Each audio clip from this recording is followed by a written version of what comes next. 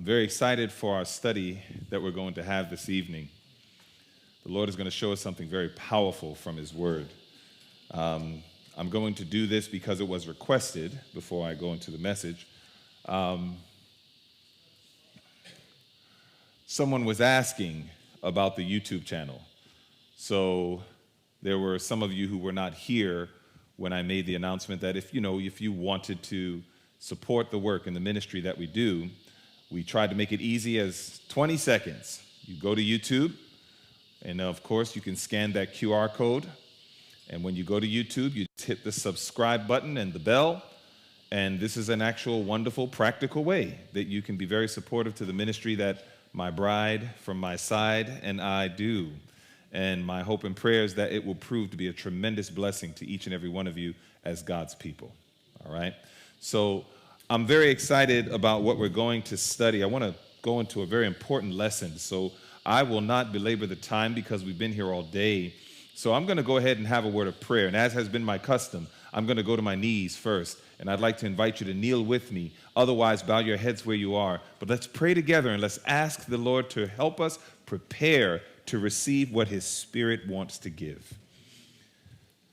Oh, loving Father, Lord, I want to thank you so much for the opportunity once again for all of us to come together as brothers and sisters in Christ, that we can worship you in spirit and in truth, that we can truly allow you to minister to our hearts, Lord, for we need you to open our eyes and help us behold wondrous things out of your law. And so, Father, tonight, once again, as we look at this very important, very vital topic, please, Lord, help us to follow the Lamb whithersoever he goes. And this is our prayer that we ask in that Lamb, Jesus' name. Let everyone say, amen. Amen. I want you to take your Bibles with you, and I want you to go ahead and go to the book of Revelation, the 14th chapter. We're going to Revelation, the 14th chapter. In Revelation 14, we have the message of the hour. The message that is the only message that can usher in the second coming of Jesus Christ. The Bible makes it very clear that before Christ comes, there'll be a final crisis. There'll be a time of trouble, a great challenge that God's people will face. And I want you to see a very important principle of why this study we're doing tonight is so important. So important. The Bible says in the book of Revelation, we're in chapter 14. I want you to watch what it says as we consider verse 9. This is what we call the third angel's message. The Bible says in Revelation 14 and verse 9, it says, "And the third angel followed them, saying with a loud voice, If any man worship the beast and his image, and receive his mark in his forehead or in his hand, the same shall drink of the wine of the wrath of God, which is poured out without mixture into the cup of his indignation. And he shall be tormented with fire and brimstone in the presence of the holy angels and in the presence of the Lamb. And the smoke of their torment ascendeth up forever and ever, and they have no rest day or night, who worship the beast and his image, and whosoever receives the mark of his name." Now, do you know how I would summarize these few verses that we all just read? I would summarize it as the warning. Listen carefully to what I just said. How would I summarize Revelation 14, 9 through 11? I would summarize it all as the warning. Because that's all you read. If you do this, this will happen to you. It's a warning. Don't do this, because if you do this, this is going to happen to you. It's a warning. Now, I've never seen anybody saved merely by a warning. Listen carefully to what I'm saying. I've never seen anyone saved merely by a warning. So I want you to imagine this. I want you to imagine that there's an 18-wheel, 20-wheel truck that's coming right at you. You see that 18-wheel, 20-wheel truck, and imagine that it's coming right at you, and somebody stands there and says, "Hey, a truck is coming, a truck is coming. The truck is getting ready to hit you. The truck is getting closer. The truck is about to hit you." Is the mere giving of the warning positioning that individual to be saved? No, it is not. It's making them aware that they need salvation. But it is not providing in and of itself salvation. Are you following that? Now, is the warning necessary? 100%. But isn't it strange how there can be so many ministries that exist today that love giving the warning without any real solution? You know, if there's one thing I want to be in these last days of Earth's history, is I want to be wise. The Bible says a lot of good things about wise people. And do you know what the Bible says in Proverbs 22 and verse 3? It says the prudent man, and another word for prudent is wise. It says the prudent man sees the evil that comes, but he's not wise simply because he can see the evil. He's wise because the rest of the verse says, the wise man sees the evil that comes and he hides himself. Then it says, but the simple, they pass on, and those are the ones who are punished.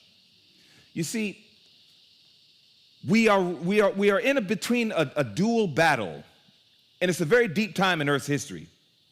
First, there's not enough messengers even giving the warning. And that's a problem. I tell my pastor friends all the time, there's no way you can love your congregation and not give them a warning of the real things that are getting ready to come. That's not love. I don't want no friends like that in my circle. You are not my friend if you can see a problem that's coming and you're going to ignore it to try to keep me happy. That's not love. That is human manufactured, perverted love. But that's not God's love. God's love will always tell you what you need to hear, though it may not be what you want to hear. That's God's love. Last I checked.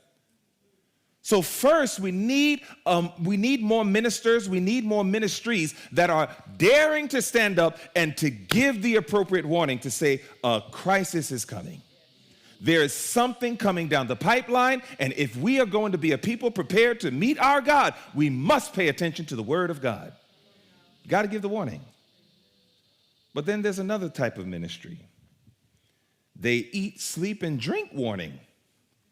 They talk warning all the time, but they give no practical solutions. You know what those ministries do? They cause hysteria. They tend to fanaticism.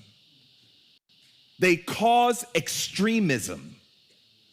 And that's just as deadly as the liberalism. One thing I've learned about Satan, beloved, I used to walk with him. I used to talk with him. He used to be my friend. And the one thing I've learned about the devil is he is a master trapper. He will set one trap here, and when you and I run and we say, trap, and then we run this way, pow, and we get hit right here. Not realizing he set a trap right here too. And that's why when you and I are the true students of the Word of God, when we're led by the Spirit of God, we have to be mindful of all of the traps. That's one of the things I love about the Apostle Paul. You know what the Apostle Paul said one time? He said, we are not ignorant of the devil's devices. That's why the devil could try to kill Paul, but he had no success. There's one preacher that said nobody could kill Paul because Paul was already dead. Oh, Lord, I want Jesus to be able to say that about me. Nobody could kill Dwayne because Dwayne is already dead to self. He only lives to do my will and my will only. Brothers and sisters, God wants us to understand that as important as it is to give the warning, we must give the warning, but we cannot lock our message in the warning. You see, are you still in Revelation 14? Amen. The solution connected to the warning is not in verses 9 to 11. It's in verse 12. You see, it's in verse 12 that the solution is presented. It says, here is the patience of the saints. Here are they that keep the commandments of God and the faith of Jesus. That's the solution. And so what's most important is while giving the warning, we must give emphasis to the solution. Now, you know why this is so important to me? I mean, boy, I'm excited about what I'm going to study with you tonight because I'm a very solution-oriented man. You know the biggest reason why I left the world of hip-hop? You want to know why I left hip-hop? I'll tell you exactly why I left hip-hop. I've learned something about hip-hop music and hip-hop culture. Here's what I learned. And nobody can educate me on hip-hop. Don't even waste your time and try. I'm serious. I tell people, I said, listen, I used to say I am hip-hop. You don't understand. I ate this thing. I live this thing. I'm from the very origins of where hip-hop started. Nobody can educate me on hip-hop. But you know what I found out is the greatest flaw of hip-hop? They are masters at telling real stories, but horrible in providing real solutions. You can listen to if there's anybody here that loves hip-hop, I'm only talking to those who already love hip-hop and are listening to hip-hop music. I challenge you. Listen, think about the next time you listen to any hip-hop song that you hear. What are you going to hear? You're going to hear that artist. They're going to break down reality. They're going to break down, this is what goes on in this side of the neighborhood or this side of life or whatever. They're going to tell it in the most amazing way with the beats and the rhythm and everything else. It's going to draw the mind. But I challenge you, look for the solution in the song. You will not find it. And that's one of the things that snapped me out of my hypnotism, is I realized, what's the point of rehearsing a reality if there's no solution? And it was the first time that I found the Bible. And when I began to read the Bible and I began to learn about the gospel, my favorite book next to the Bible is a book called Ministry of Healing. Favorite book.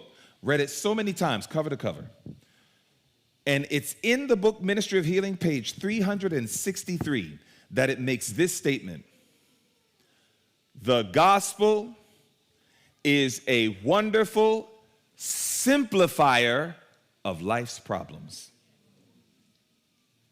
So whenever I think about that angel in Revelation 14, and I saw another angel fly in the midst of heaven having the everlasting gospel, you know what that means? That angel can be summarized in 2 words: problem solvers. Somebody comes to me and says, Dwayne, explain Seventh-day Adventism in just 2 words. I would say, no problem. We are problem solvers. That's what we are. You got a problem in your marriage? We are going to give you the solution of the Bible, and we're going to give you a little book called Adventist Home. You got a problem with your children? We're going to give you the Bible, and we're going to give you a little book called Child Guidance. You got a problem with your youth? We're going to give you the Bible, and we're going to give you a little book called Messages to Young People. You got a problem with your diet? We're going to give you the Bible, and we're going to give you a little book called Counsels on Diets and Foods. You got a problem in understanding what is the right principles that constitutes true education? We're going to give you the Bible, and we're going to give you a book called Education. If you got a problem on how do I manage my money in these last days, I'm going to give you the Bible, and I'm going to give you a book called Counsels on Stewardship. You got a problem understanding the Bible, I'm going to give you the Bible. And I'm going to give you patriarchs and prophets and kings, desire of ages, acts of the apostles, great controversy, steps to Christ, Christ object lessons, and thoughts from the Mount of Blessings. You got a problem with your minister and your gospel workers? I'm going to give you the Bible and testimonies to ministers and gospel workers. You got a problem in your church? I'm going to give you the Bible, and I'm going to give you the 9 volumes of the testimonies to the church. This church is rich. We are blessed, brothers and sisters. It was like heaven took everything and downloaded it right down on this movement. And if we understood that the information in the books looks better residing in our minds than merely the books sitting on our shelves, if we understood that, literally, you can solve any problem that's going on in your life right now. Because it won't be you, it'll be Christ in you, the hope of glory. And then after you learn how to solve your problem, you can now go and help solve a whole lot of other people's problems as well. We are problem solvers. But here's something I've learned. It's a very deep thing. God has helped me to understand what's going on. Quick little story. When I got baptized, there's so many people that I've met that were on fire for God. But some of you can probably relate to this. There's people that I met that were on fire for God. I mean, they were like, man, I'm following the Lord, and nobody's going to stop me. I love Jesus, and I'm going to let not my will, but his will be done. And we all kind of put our hands together and said, amen, we're all going to be faithful, right? Yes. As the years go by, I'm noticing a lot of the people that I once thought were faithful have left the faith. They have left Christ, and they have left his truth for this time. And I've seen it at high-level ministers, powerful evangelists, amazing medical missionaries. I've seen it at all levels. And I began watching all these people who were once so strong in the faith, and now they're leaving. They're turning away from God. They're turning away from their truths. The very things that they were once preaching and standing on the pulpit, like I'm doing right now, they were doing it too, but now they deny all of it. And the great majority, I have asked this question. And I want you to listen carefully to what I asked them. I asked this question. I said to them, question,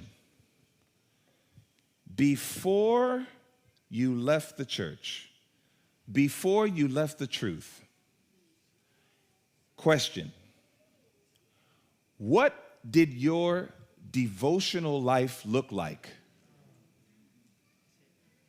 3 to 6 months before you left the faith? And do you know almost 100% of their answers was, it started to fade. It started to change. My communion life, I got so busy with my business and its success. Not every successful business, or rather, not every phase of success in a business comes from God. Sometimes the devil knows our disposition, and the devil knows the more success he can give us, because remember, the devil can give riches. The devil can provide a species of success himself. The devil knows that some of us, the more successful our business is going to be, is the more time we're going to give to it, even to the neglect of our own devotional time. And what we don't realize is there's a little book called Great Controversy. And in that book called Great Controversy, it's right there on page 519, that it says this, I'm quoting, Satan well knows that those whom he can get to neglect prayer and the searching of the scriptures will, it did not say might, it did not say more than likely, it says will be overcome by his attacks. Continuing, it says, therefore he invents all kinds of devices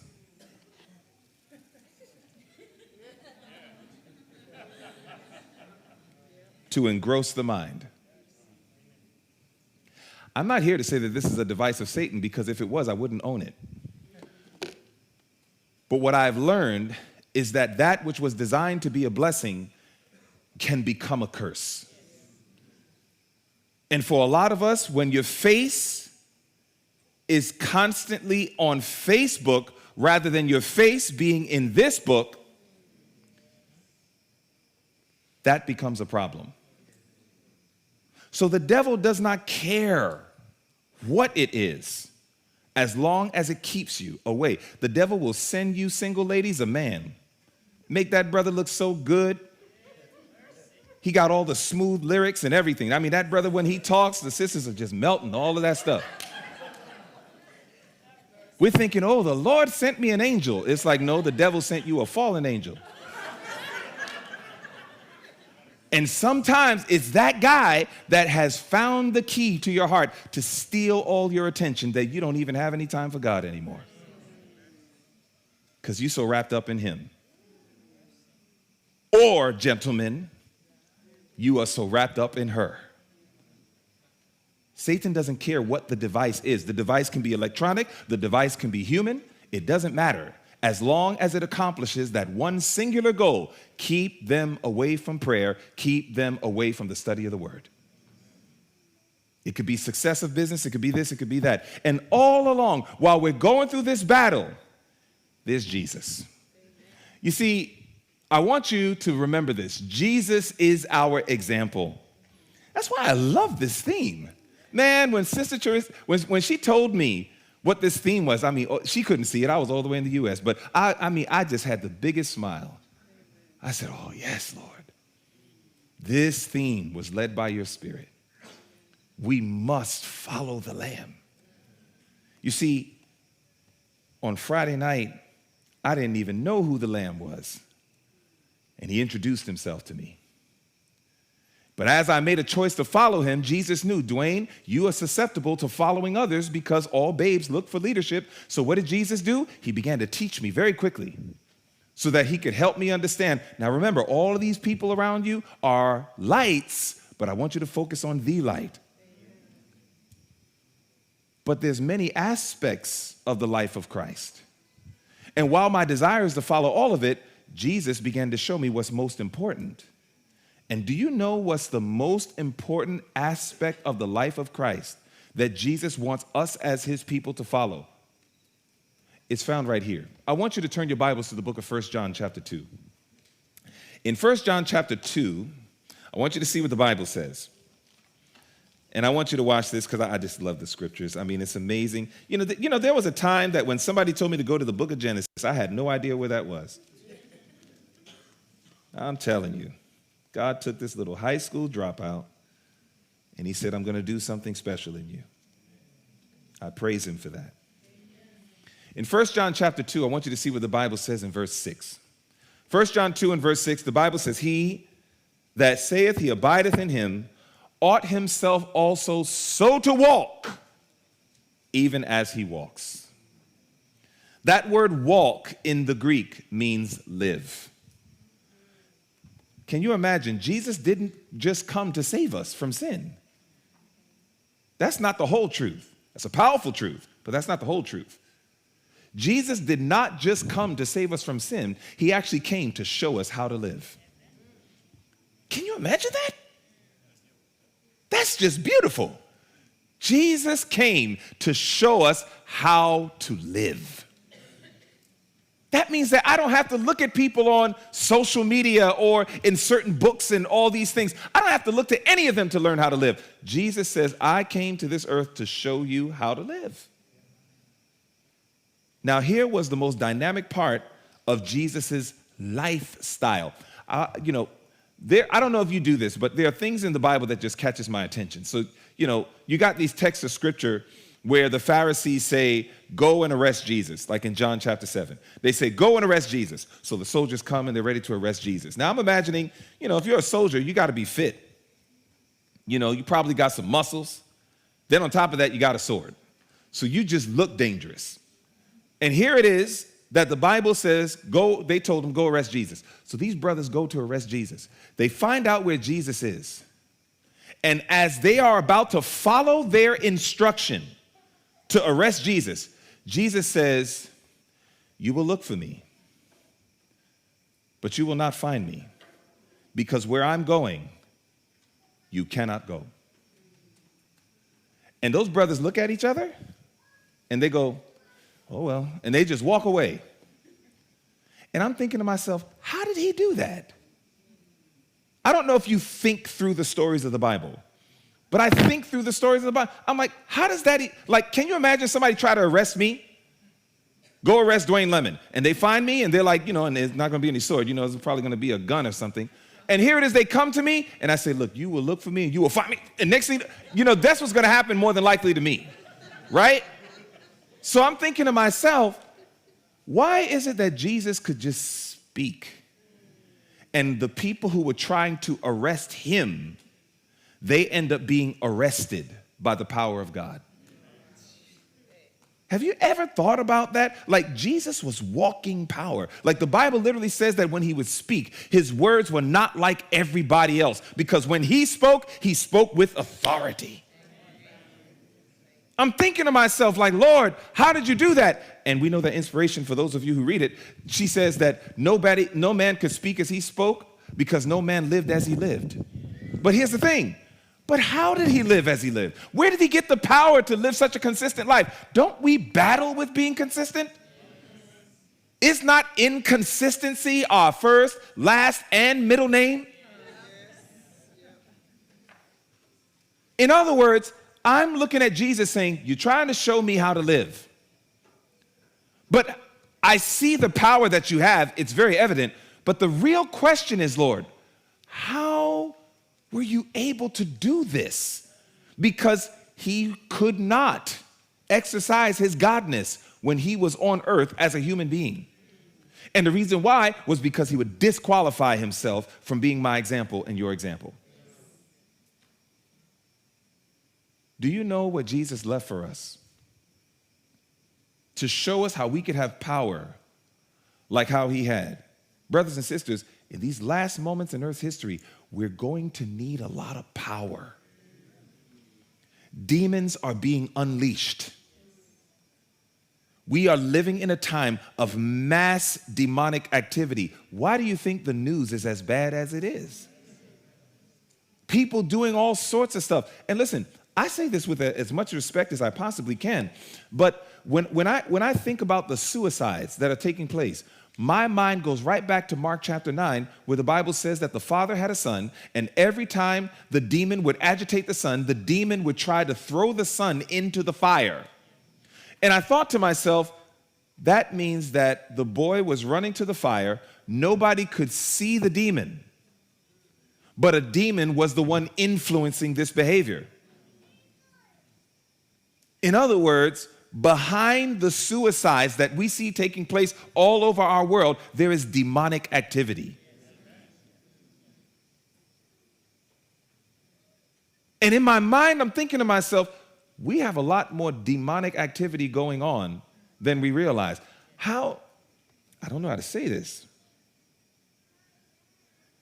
There is something the Bible calls science falsely so-called, which means not all science can be trusted. The only science that can be trusted is the science that's in harmony with the great science book called the Bible. This is what believers believe. When I see how the devil is confusing people and causing people to no longer believe what they were born is what they are today. And I say that with as much respect as I can for the dysphoria that a lot of people are going through right now. And I realize that great, incredible muzzling effect that has come upon many ministers and many churches. But remember, God's love tells people what they need to hear, not necessarily always what they want to hear. This is a plan of the enemy to confuse. God made it very clear in 1 Corinthians 14 and verse 33, I'm not the author of confusion. God made that clear. That's a clear statement. It's the devil that is going around trying to cause a lot of confusion. But God is the author of peace. So when I say that we are living in a time where there's a lot of demonic power going on, and remember in the Bible in Acts 19, there was so much demonic power going on that the Bible says there was a group of guys that were supposedly followers of Christ that one day said to the demons, I adjure you in the name of Paul and in the name of Jesus, come out of that person. And the demons said, Paul, we know. Jesus, we know. But who are you? And the Bible says that they leaped on them. And those guys barely left that house with their lives. We, family, are living in a time where all of our gospel talking is not going to be enough. We are living in a time that we must understand that we wrestle not against flesh and blood, but against principalities and powers and spiritual wickedness in very high places. And yours and my little knowledge of supposedly Daniel 8:14 and fundamental belief number 13 and fundamental belief number whatever, that's not going to be enough. You're going to need real power. When one day your own child comes home and tells you something that is unthinkable, and you can say, didn't I teach you? Didn't you know? And you repeat your words a lot to them. But you notice they can't even hear it. You say, you know it's wrong, so why are you doing it? And the young man or that young woman says, I don't know. I'm just doing it. Jesus is trying to say, listen, you need power. You need real power. And do you know, beloved, do you know the power that Christ left us? It's found in this beautiful quote. What's my favorite book next to the Bible? Ministry of Healing. You're a good class. You're listening. Now watch this. Notice this quote. This quote changed my life. It says, the Savior's life on earth was a life of communion with nature and with God. In this communion, he revealed for who? For us, the secret to a life of what? Power. Now, you know why this is very important? Because the Apostle Paul prophesied in 2 Timothy chapter 3. He said, in the last days, perilous times shall come. And then he went through a whole list of nasty stuff. And he concluded describing the church. He says, having a form of godliness. The world does not have a form of godliness. The world is sinful, the world is wicked, and the world is very bold about it. It's in 2 Timothy chapter 3, right there in verse 5, that it's making it very clear that that's talking about the condition of the church. Having a form of godliness, but denying the power thereof. Can you imagine that? And all along, you know what Jesus did? He said, I must leave them an example of how they can discover the secret to a life of power. And you know what the secret to a life of power is? The communion life of Christ. Are you having communion with God like Jesus? He did not just do it for himself. He did it for us. And if there's one thing that I have noticed in tons and tons and tons of my counseling, and especially ministers, this is why so many of us as ministers, we are very powerless people. Very powerless. We think that because we're so doctrinally correct, that means we have power. In The Desire of Ages, page 309, it literally says the great mistake of the Pharisees is that they thought that an intellectual assent to the truth constituted righteousness. That was the mistake of the Pharisees. We're making the same mistakes. We think the more that I clearly understand the 2,300 days, the more that I clearly understand righteousness by faith, the more that I clearly understand all 28 of the fundamental beliefs, as a result of the fact that I clearly understand it, I therefore am a powerful soldier of the Lord. It's not true. It's not true. I don't say that to hurt you. I say this from my own experience. Brothers and sisters, do you understand how shocking it was? I got some of you here that says, I've been listening to you, Brother Lemon, for 15 years or longer. And I want you to think about this. In 2016, when I lost my mind, and when I went through deep anxiety, deep depression, deep panic attack, and I was not myself, when I went through that and I began to curse God and say, how dare you? And I said all sorts of terrible things about my Creator, my Father, my Savior. When I did that, do you know what I realized? I said, oh, I can't believe that came out of my mouth. And you know what the Holy Spirit said to my heart? It only came out of you because it was already in you. Can you imagine? I was traveling the world, standing before people just like you, preaching the gospel and preaching about a God that I myself did not truly know or dare to even truly trust. Today, I was literally in St. Thomas one time, and I heard the national radio station playing, and there was some guy preaching the gospel. It's a true story. It's a few years ago. I heard some guy preaching the gospel, and I remember I'm hearing this guy preach the gospel, and I was like, that brother sounds familiar. I said that to the little group that I was with. I said, that guy sounds real familiar. They all started laughing. I was like, why y'all laughing? They said, Brother Lemon, that's you. My sermons were playing on the national radio station on the entire island. And you know what I said? I went, really? turn it off. I said, I don't even want to hear it. Because I had a better understanding of where that guy's heart was. And I didn't even want to hear it. I didn't even want to hear it. I never intentionally and deliberately preached stuff that I didn't believe. But that's why I relate so much to Peter. Like Peter in his mind really thought that he was faithful to God, not realizing that he wasn't right with God. And he had to find out on a very trying night that his heart was not where it needed to be with God. Brothers and sisters, I was Peter. And I wish so much that I could be alone in that. But I know that there's a lot of ministers. There's a lot of gospel workers. There's a lot of members of the church. And a lot of us are just like Peter. We're talking all the religion right now. But when that real test comes to us, where will we stand? So what does Jesus do in all this love and compassion that he has? Jesus says, listen to me. My communion life, Christ says, I don't want you to just observe it. I want you to imitate it. Jesus says, I left it for you as an example. If you and I are not having communion with God like Jesus did, we are setting ourselves up for failure no matter how much we think we're going to stand, though the heavens may fall.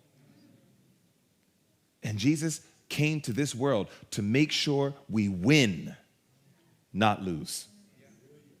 So because of this, family, I began to look at some more of these statements. You see, the same way that there's a secret to a life of power, did you know that there's also a secret to failure? This secret to failure is when it hit me between the eyes as a minister of the gospel. I want you to listen to this. And all ministers in the room, all pastors, all evangelists, all teachers, all of you who work for the Lord, elders, deacons, deaconesses, and the list goes on, please listen to this. This is a description of gospel workers. Notice what it says. They are working for others' good. Can anybody relate to that? It then says their duties are pressing. Their responsibilities are many, and they allow their labor to do what? Crowd out devotion. How many of us fell for this satanic trap? You work so hard for Jesus. You work so hard for other people's good. You work so hard because the duties are pressing upon us. And what do we start seeing get compromised? Those moments in the morning. All of a sudden, we're a little more rushed in the morning than before. All of a sudden, we're a little more tired in the evenings. We yawn through our whole study. We try to have devotion. We fall asleep with our heads buried in the book. Midday prayer time is almost unheard of. And we wonder why the church is becoming so secularized. This is not a mystery, family. You see, as I was talking in the car with Brother and Sister Terosian, it's like the reality is this, and I learned this with young people especially. We are trying to get people to surrender their lives to a God that they neither know, love, or trust.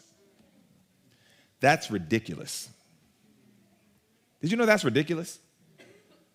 Why would somebody give up their most cherished things for a being that they do not truly know, they do not truly love, or they do not truly trust?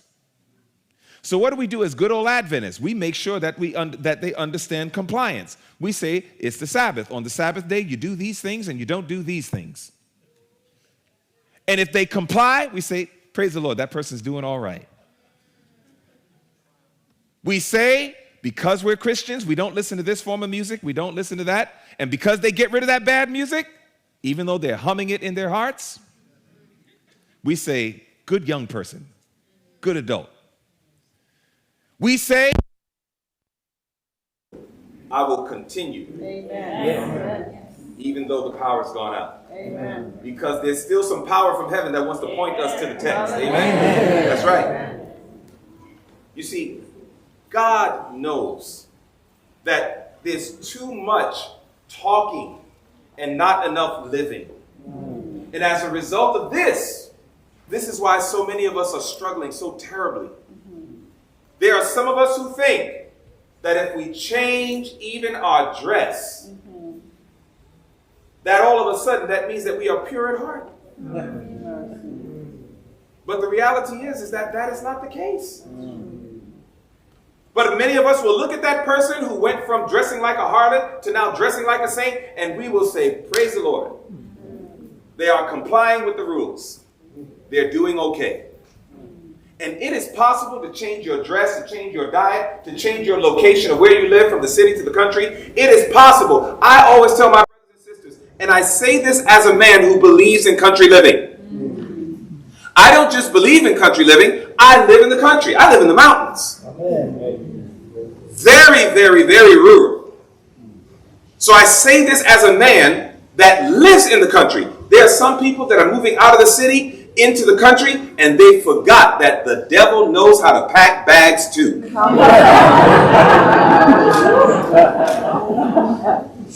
And some people who left the city and moved into the country, the devil said, demons, we're moving. And there are some people that are living in the country, and rather than their homes being like heaven on earth, it is still a reflection of hell on earth. This is not the will of God. Conformity does not equal conversion. Jesus says, when you are converted, now go strengthen the brethren. So what did Jesus do? Jesus says they need to understand the secret to a life of power. You see, if you go to the book of Mark chapter 1, now I know it's very dim here, so I don't know if this might be a great time to pull out our cell phones. Let those smartphones use their brain. Well, here it is. We're going to the book of Mark chapter 1. Thank God. I got the light right here. That's all right. For those who can't read it, I'll just go ahead and repeat it in your hearing. In Mark chapter 1 and verse 35, and you got to understand the context of Mark chapter 1. Jesus had a long night of work. The Bible says that the whole village came to Jesus, and it specifically shows after the Sabbath. So that means that this is Saturday night. And the whole village came to Jesus looking for healing. And the Bible says Jesus healed many of them. So I want you to think about that. That means that Christ was literally working all night. But look at your example and my example in verse 35. In Mark 1 and verse 35, the Bible says ever so beautifully, and in the morning, rising up a great while before day, he went out and departed into a solitary place, and he there prayed. Do you know that for some of us, we will not have our regular morning devotion because we say we worked so hard the night before? But here goes Jesus, knowing that he worked so hard the night before. He probably got only maybe a couple of hours of sleep. But Jesus knew that his time with the Father was so vital to his success for the day ahead that he dared not miss out on his communion time. He would sooner lose sleep than lose his connection. That was a rebuke to me. That was a rebuke to me, beloved. Jesus prioritized his time with the Father to such a point that even if it meant if I got to lose sleep or lose my connection with the Father, I will sooner lose sleep. But I am not going to lose my connection with the Father. Can you imagine if we had a mindset like that? Can you imagine how much more victories we could have in our personal lives, in our personal battles? Some of us know the stuff that we're going through. It's vicious. The war is terrible. And the reality is that there's a lot of torment that the devil's trying to inflict on our minds. But the Son came to make us free. And whom he sets free is free indeed. Amen. But he doesn't do it by magic. He does it by discipline. And so what does Christ do? Jesus says, I want you to get up in the morning. And I want you to do it a great while before day. Now, there's two ways to understand the word day. Two ways. The first way we understand day is daylight. So Jesus says, I want you to get up a great while before daylight. And I want you to get some time with me.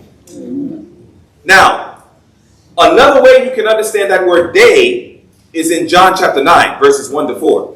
In John 9, 1 through 4, Jesus says in verse 4, I must work while it is day, for the night comes where no man can work.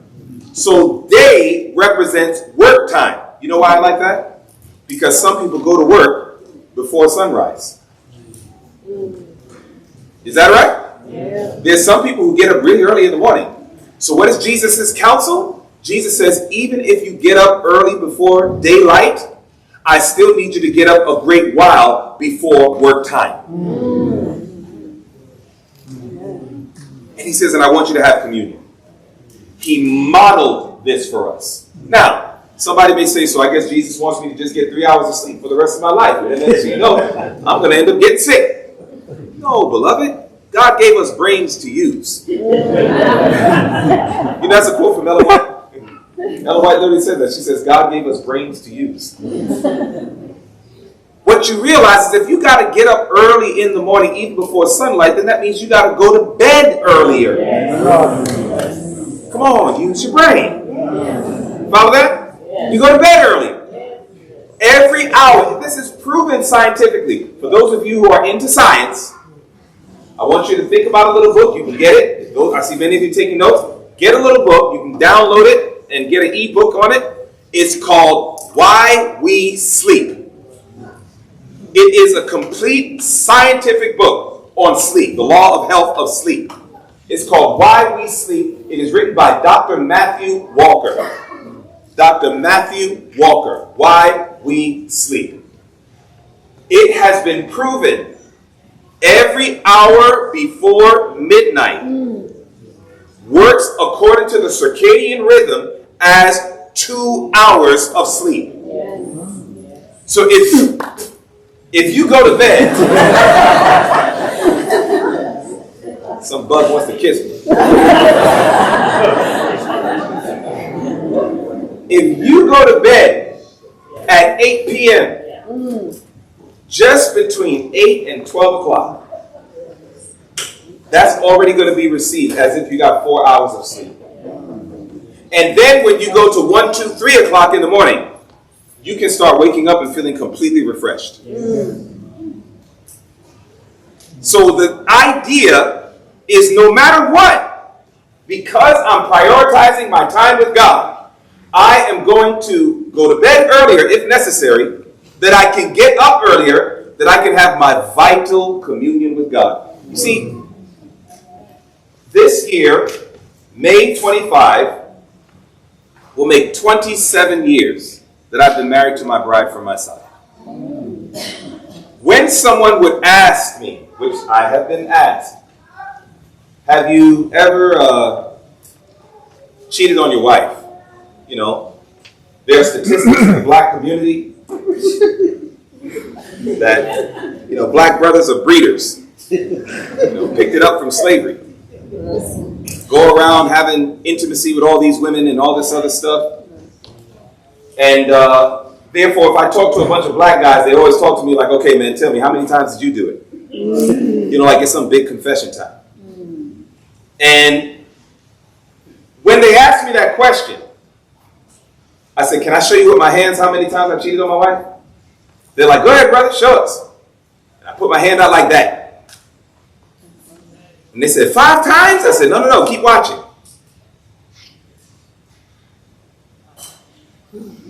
Amen. And then I put 0. Amen. And it's not because I didn't have the opportunity.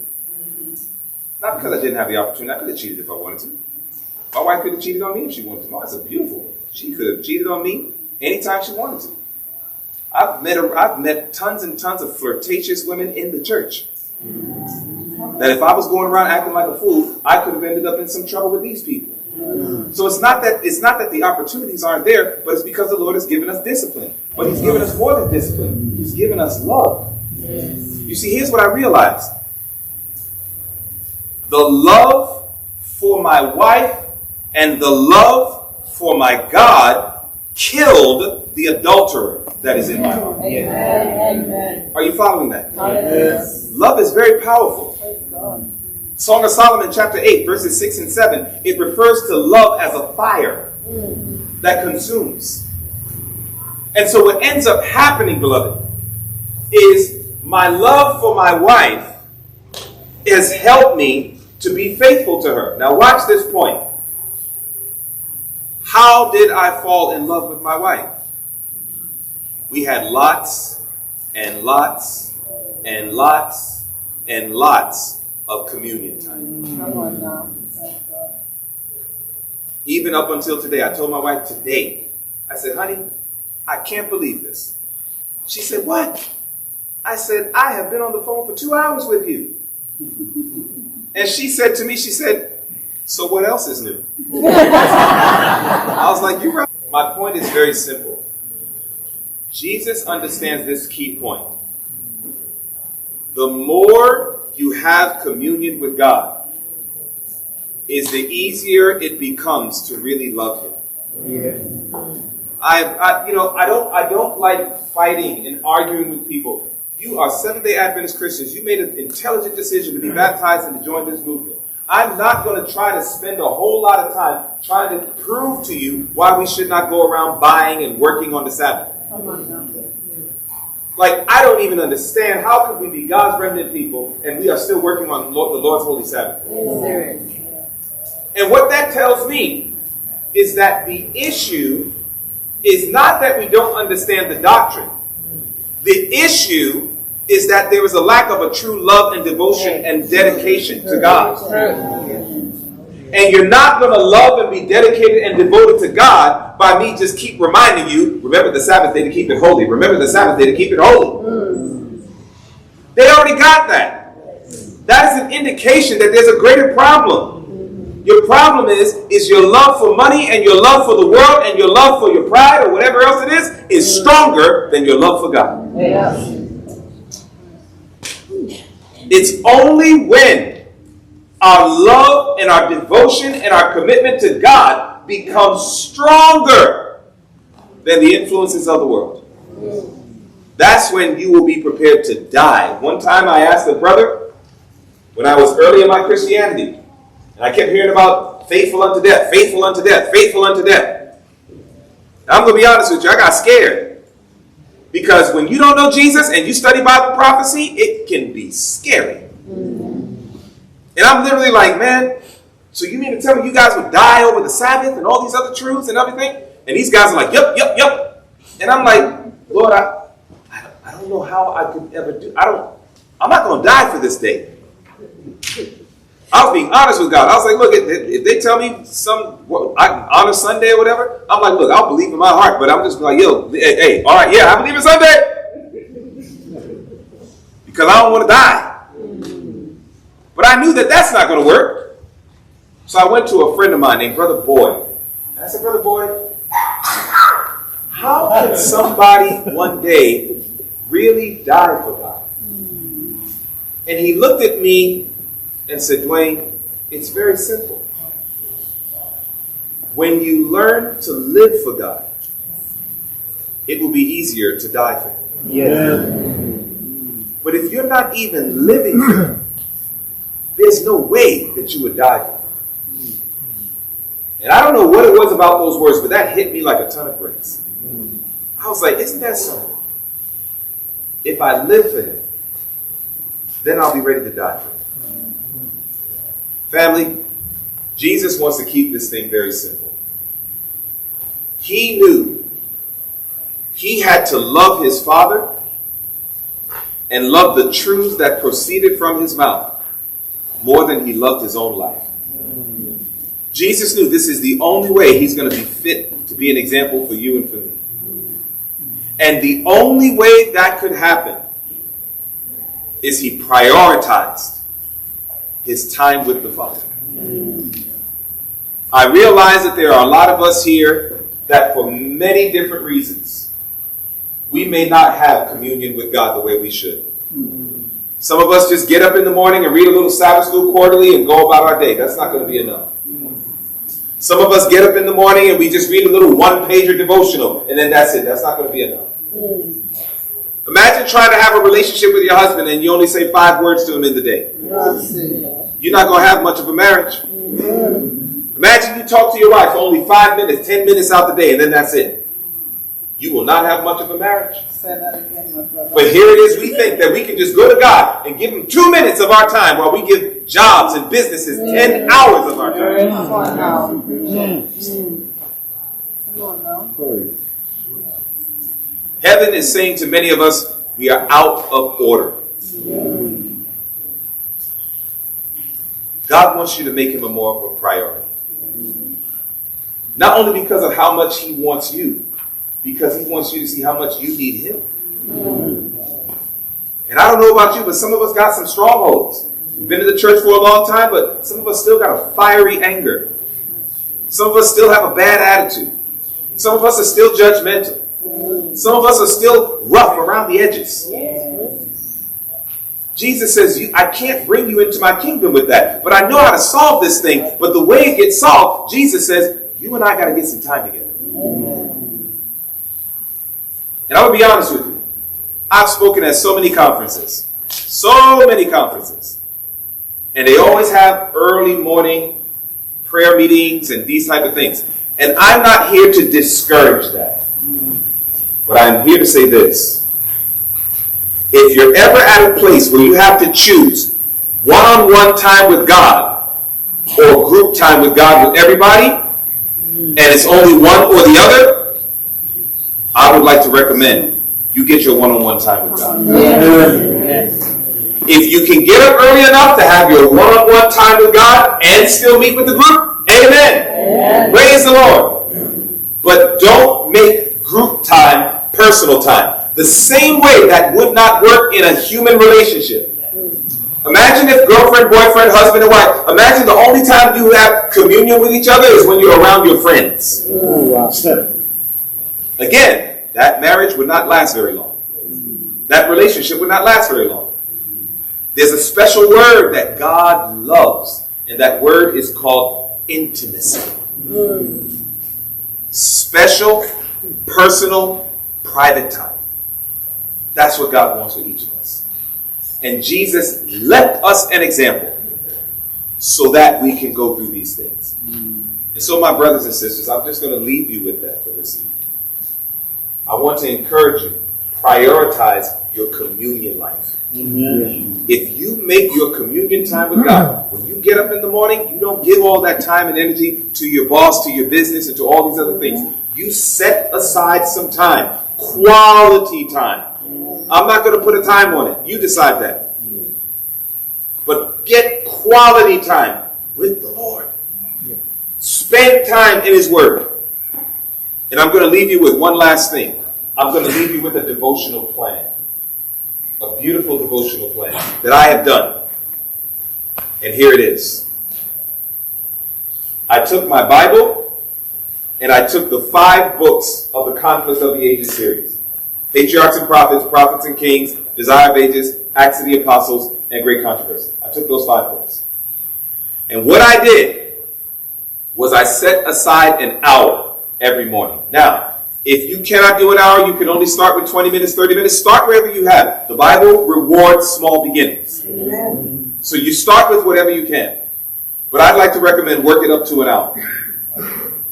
I would set aside an hour every morning. I would get up in the morning, and I would take my Bible, and I would read the first 3 chapters, Genesis 1, 2, 3. And then I would pick up Patriarchs and Prophets, and I would read the first 10 pages. And that was my reading for that morning. The next morning, I would read Genesis 4, 5, and 6. And then I would read another 10 pages. And that was my reading for the second morning. The next morning, I would read Genesis 7, 8, 9. And then I do another 10 pages. You got the routine right now, right? I would read every time I read something. So I'm going to give you an example. If I am there sitting down or on my knees and I'm reading something, and as I'm reading, I read what I call a PowerPoint. Something very powerful, something very deep. And let's say I'm reading something that says we must learn to be the initiator in seeking reconciliation with those who have offended us. If I read that, then after reading that, I know in my mind, Lord, that's hard for me. That's hard for me to be the initiator. Because sometimes I might know somebody has a problem with me, but I might say, that's their problem. If they got a problem with me, they need to come to me and talk to me about it. And until they come to me and talk about it, we have nothing to talk about. But Matthew chapter 5 says, when you are getting ready to offer your gift at the altar, if you remember that your brother has a problem with you, God says, leave your gift at the altar and go and be reconciled to your brother. That contradicts my human nature. I don't want to do that. So you know what I do? When I read that point, I stop reading and I start praying. Right there. Lord, I'm reading this point. You know there's nothing in me that agrees with this. But I'm asking you to please give me a heart that is willing to submit to your will. That I will be the initiator in seeking to reconcile with those who have offended me. In Jesus' name, amen. And then after I say that, amen, now I'm reading a little bit more. You know what I'm doing? I'm having communion. God is talking to me through his word. And when I run into those PowerPoints, I stop and now I talk to him in prayer. And then after I say amen, then God once again starts talking to me more through his word, and we're literally having communion for a whole hour. At the end of my reading, I answered 3 questions in my journal. Here are the 3 questions at the end of my devotional reading. 1, what was the lesson talking about? 2, what does this lesson have to do with me today? 3, what did I learn in this reading about the character of God? Brothers and sisters, I promise you, do this daily for a year. Watch where your relationship with Christ will be. Do this every morning with God. And you watch where your relationship with Christ will be. It will be much further than where it is right now. No matter how good it is or how bad it is, it will be much further if you are not developing the practice of having communion with God. Question, how many of us understood this study? Did you understand it? Yeah. Amen? Yeah. Is it your desire to say, by the grace of God, I'm going to be intentional of having communion time with the Lord every single day, putting him first, and then allowing all the other things to fall into their place? If you're willing to do that, please stand to your feet with me. We're going to have a little prayer. Let us pray together, beloved.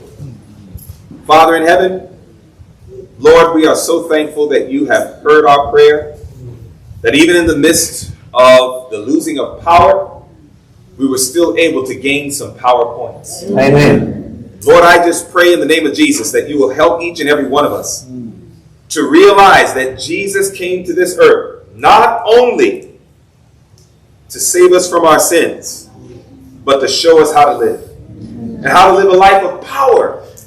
And it comes through communion. Lord, I pray, help all of us to prioritize our communion time. Forgive us for the many ways that we have compromised this time. But Lord, today is a brand new day. Help us to be faithful. And may we experience the power of the gospel. And may our lives never be the same. This is our prayer that we ask. In the worthy and mighty name of Jesus, let everyone say, Amen. Amen.